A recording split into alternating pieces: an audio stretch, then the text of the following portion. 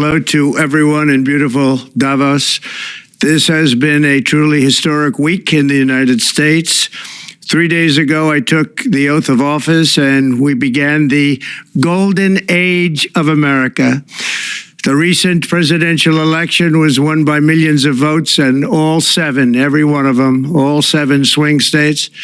It was a massive mandate from the American people like hasn't been seen in many years, and some of the political pundits, even some of my so-called enemies, said it was the most consequential election victory in 129 years. That's quite nice.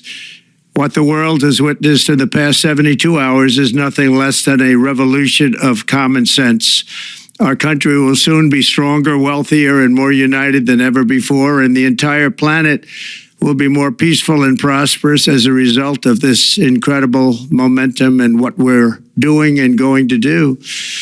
My administration is acting with unprecedented speed to fix the disasters we've inherited from a totally inept group of people.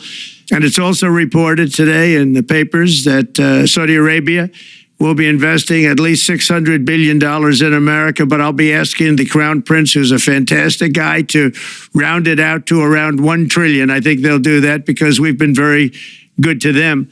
And I'm also going to ask Saudi Arabia and OPEC to bring down the cost of oil. You got to bring it down, which frankly, I'm surprised they didn't do before the election. That didn't show a lot of love by them not doing it. I was a little surprised by that.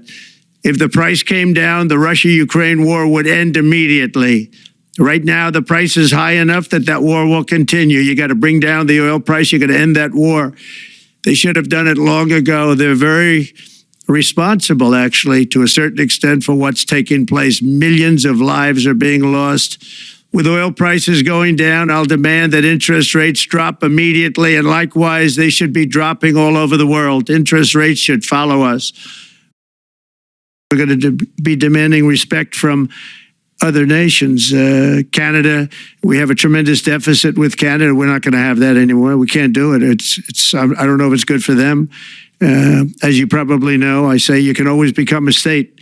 And if you're a state, we won't have a deficit. We won't have to tariff you, et cetera, et cetera. But Canada has been very tough to deal with over the years, and it's not fair that we should have a $200 billion or $250 billion deficit. We don't need them to make our cars, and they make a lot of them.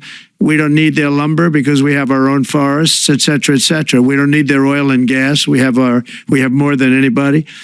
So, just as an example, with Mexico, we're dealing with Mexico, I think, very well.